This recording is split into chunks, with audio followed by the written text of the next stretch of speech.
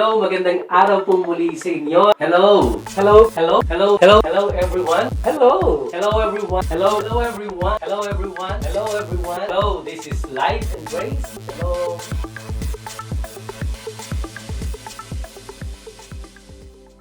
Magandang araw po sa inyong lahat. Ito po si Baljamin at ito po ang Life and Grace na inyo pong napapakinggan sa iba't ibang klaseng platform. Ito po ang ating pangatlong linggo na atin pong sinumulan ito. Ito po ay napapakinggan ninyo sa Facebook, sa YouTube at sa Spotify. Ang dapat niyo lamang pong gawin ay i-type in po sa search bar ang Life and Grace channel at kayo po ay dadalhin na nito dito sa programang ito. Tayo po ay nagpapatuloy sa atin pong inumpisahang book study na atin pong pinag-aaralan. Ito pong sulat ni Pablo sa mga taga-Pilipos. Last week po, we have covered until verse 5 ng chapter 2 of the book study na pinatungkol po dito sa discipling to the book of Philippians. And again, ito po ay sulat ni Pablo sa mga believers sa Philippians. The first church he has established in Europe, who have partnered with him in his ministry of getting the gospel out to the Gentile nations. And Apostle Paul is pouring out his heart to them in this letter na meron po siyang special na relationship with them because they are the only church people who have partnered with him from the beginning of the gospel until now. Ito po yung sabi ni Pablo. At sa pagtatapos po ng chapter 1 na kinover natin hanggang sa pag-uumpisa ng chapter 2 na pinag-uusapan po natin this week, Paul encouraged them sa kanilang kasalukuyang nararanasan. Ang sabi niya, kung nakita ninyo na kami ay tinulugsa o pinersecute noong kami ay kasama ninyo hanggang ngayon ay dumaranas pa rin kami ng persecution dahil sa pagpapahayag namin ng Ebanghelyo, kayo din naman mga taga-Pilipos ay makakaranas din ng gayon sa inyong pamumuhay ng pagiging makadiyos. Kaya't dapat lamang at lalong higit na makapagkaisa kayo sa pag-iisip at pag-ibig. Ang sabi po ni Pablo ay, having this lowliness of mind, let each esteem one another better than themselves. Na huwag lang isipin ang sariling kapakanan. And Paul gave them the antidote to self-centeredness. Ito po yung esteeming others better than oneself. Pinag-usapan po natin ito nung nakaraan na ituring ang iba na mas mahalaga kaysa sa iyong sarili. At ito ang ipinakita sa atin ng ating Panginoong Hesus na siya namang pong ibinibigay na example ni Pablo dito sa mga taga-Pilipos. Na kung si Jesus daw na ito, na bagaman Diyos ay nagpakumbaba sa kanyang sarili at pinahalagahan ang ikabubuti ng iba kaysa sa sariling kapakanan, then tayo naman pong mga mananampalataya, we should be able to do the same. He gave up everything para maka-identify lamang sa atin and in order to encourage us to treat others with the same selfless love. Ituloy po natin ang sinasabi sa kanila ni Pablo. Ito po ang sabi niya sa Pilipos, Kapitulo 2, talatang 5 hanggang 8. Philippians chapter 2, verses 5 to verse 8. Napakaganda po, napaka-profound po ng mga talatang ito.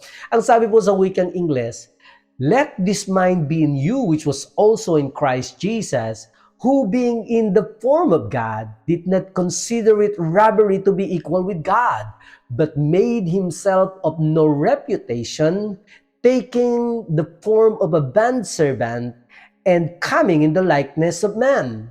And being found in appearance as a man, he humbled himself and became obedient unto death, even the death of the cross. Napakaganda po ng verses na ito na sinasabi ni Pablo. At sa wikang Tagalog po, ganito po ang sabi, magkaroon kayo sa inyo ng ganitong pag-iisip na kay Kristo Jesus din naman, na siya bagamat nasa anyo ng Diyos ay hindi niya itinuring na isang bagay na dapat panghawakan ang pagiging kapantay ng Diyos, kundi hinubaran niya ang kaniyang sarili at kinuha ang anyong alipin na naging katulad ng tao. At palibhasa'y natagpuan sa anyo ng tao, siya'y nagpakababa sa kanyang sarili at naging masunurin hanggang sa kamatayan, maging sa kamatayan man sa krus. Purihin ng Diyos sa mga talatang ito.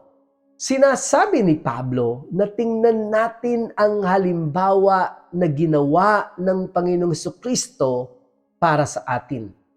At magkaroon tayo ng ganitong pag-iisip na tumutuloy sa pag-uugali at pamumuhay. Alam niyo po, si Jesus ay Diyos. Gayunpaman, Jesus did not demand or hindi niya pinanghawakan sa ang kanyang rights bilang Diyos. Hinubad niya ang kanyang divine rights and privileges in order to take the form of a servant and made himself in the likeness of a man. He further humbled himself by becoming obedient to the Father even to the point of death. Alam niyo po, napakaganda po ng senaryo na ito, ng sinasabi ni Pablo, at subukan po natin itong i-breakdown mula po sa verse 6. Ang sabi niya po dito, Pilipos Kapitulo 2, talatang 6, na siya, bagamat nasa anyo ng Diyos, ay hindi niya itinuring na isang bagay na dapat panghawakan ang pagiging kapantay ng Diyos. Wow! Napaka-profound po ng statement na ito at napakamalaman ng pangungusap na ito na ang ating Panginoong Jesus na sa kanyang tinatawag nating pre-existent state ay nasa anyo ng Diyos. Kagaya ng sabi po ni John, sabi po ng Juan Kapitulo 1, talatang 1, nang pasimula siya ang berbo at ang berbo ay sumasa Diyos at ang berbo ay Diyos. Sabi po ng John sa Ingles, John chapter 1 verse 1, in the beginning was the Word, and the Word was with God, and the Word was God. Yet si Jesus po did not think it was unjust to be equal with God. Hindi inisip ng ating Panginoong Hesus na ang pagiging kapantay ng Diyos ay mali para sa Kanya na angkinin. At ang kaisipang ito ay nakabase sa katotohanan na siya ay totoong kapantay ng Diyos dahil siya talaga ay Diyos. Ang sabi po ng Pilipos Kapitulo 2, talatang 7, ang sabi po dito, kung di hinubaran niya ang kanyang sarili at kinuha ang anyong alipin na naging katulad ng tao. Alam niyo po ang desisyon para kay Jesus na siya ay magkatawang tao ay hindi ipinilit o hindi ipinuwersa sa kanya na ito ay gawin niya. Pinili niya ito ng ayon sa sarili niyang kapasyahan. This is based on his own choosing and his own volition. At dito po sa verse 7 na ito, yung katagang hinubaran niya ang kanyang sarili is simply saying, Jesus did all of this to himself. Hindi lamang siya sumang-ayon sa kanyang ama na gawin ito sa kanya, this was his choice and actions. And this also describes how Jesus humbled himself.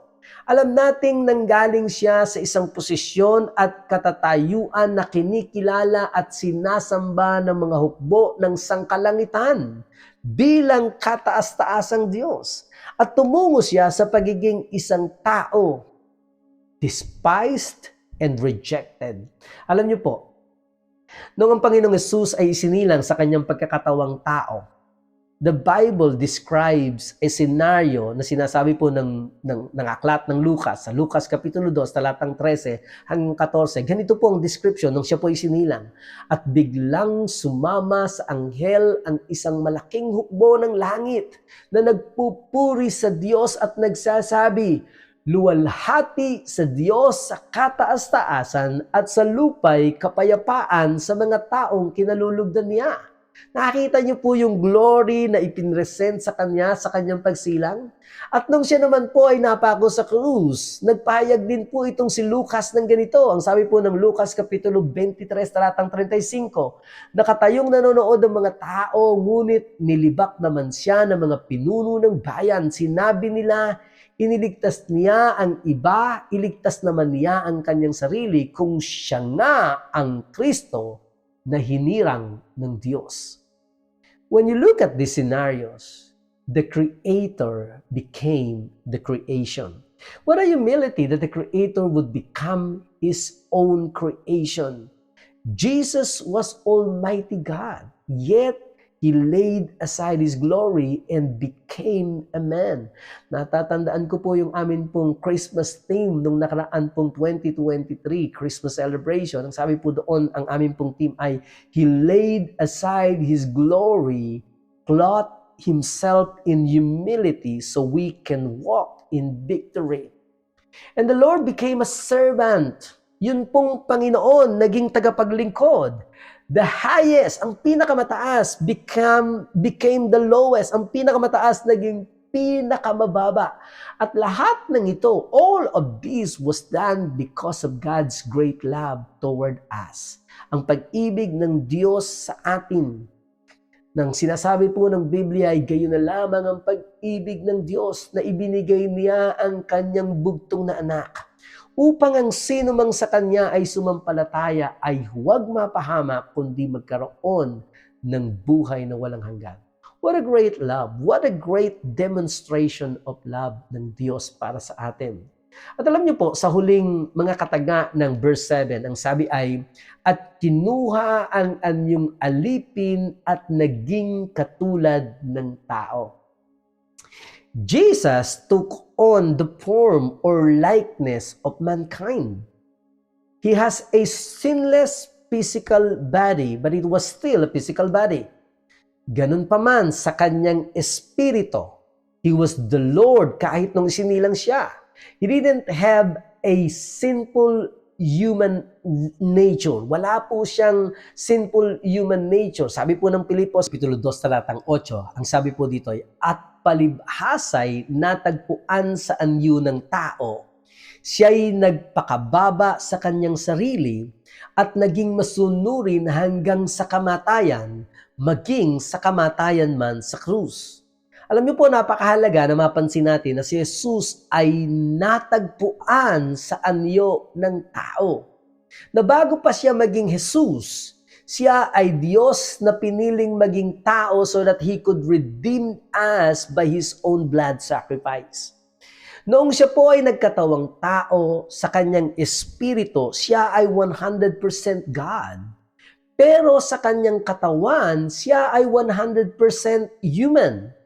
His body was sinless, but it was still flesh and subject to the natural things everyone experiences. Nang siya ay maisilang kagaya nating mga tao, kinailangan niyang lumago sa karunungan at sa pangangatawan.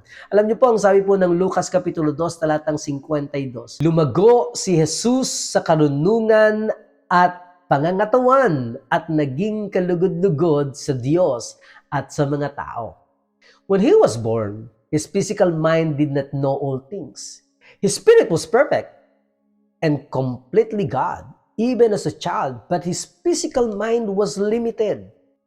Alam niyo po, nang isinilang siya, ay hindi siya agad nakakapagsalita ng Hebrew language at kinakausap agad ang kanyang mga magulang. Kinailangan niyang matutunan or maturuan siya kung paano magsalita, kung paano lumakad, kung paano kumain at marami pang iba. May mga pagkakataon na kinakailangan niyang lampasan ang limitasyon ng kanyang pag-iisip at kumilos ng ayon sa kapangyarihan ng Espiritu. And of course, the Holy Spirit within him prompted him and enlightened him as to his true identity. But he had to educate his mind to that truth and accept it by faith. Kinailangan niyang matutunan na siya ay Diyos na nagkatawang tao at tanggapin ito sa pananampalataya. Kung kaya nga ang mga salitang natagpuan sa anyo ng tao ay ginamit sa talatang ito. Sino po ang nakatagpo kay Jesus sa anyo ng tao? Alam niyo po, this speaks of Jesus na natagpuan niya ang kanyang sarili sa anyo ng tao. He found himself in a form of a man. His physical mind grew in awareness of who he was. He had the witness in his spirit, but his physical mind has to take it by faith. Alam niyo po, ganito rin po ang ginagawa natin sa ating paniniwala kung sino tayo sa ating spiritual na katatayuan, yung atin pong tunay na identity. Tayo nga po ay tao, ngunit noong tanggapin natin si Kristo sa ating mga puso, tayo ay naging anak na ng Diyos dahil kay Kristo. At bagaman sa ating pagkilos ay tila baga kilos tao ang ating nakikita at walang pagbabago sa ating pisikal na pangangatawan, subalit sa ating espiritu, tayo ay identical with Jesus. At kailangan nating tanggapin sa pananampalataya na hindi na lamang tayo basta tao, kundi anak tayo ng Diyos dahil sa ginawa ni Kristo. We have to go against our mind, our limited physical senses, and accept by faith our new identities in Christ. Alam niyo po, if we will only understand the love and the sacrifice na ginawa ni Jesus, maging ang Ama sa pagbibigay ng kanyang anak, heaven's best para po sa atin. Ang sakripisyo ng Panginoong Hesus, the Son of God, na bagamang tao ay hinubad niya ang kanyang pagkadiyos alang-alang sa atin upang tayo ay kanyang tubusin. If we will only understand this love sacrifice ng Panginoon, then we will find our true identity sa Panginoon na nanggagaling tayo sa pag-ibig na ibinigay sa atin ng Panginoon. We will say then sa ating mga sarili that we are deeply loved by God, we are favored, and we are an apple of His eyes. Itutuloy po natin ito sa susunod na linggo at pag-uusapan po natin ang naging resulta ng pagsunod ng ating Panginoong Hesus sa kanyang Ama. Ang pagsunod maging hanggang kamatayan. And this is getting better. I'm getting excited hanggang sa makuha po natin ito.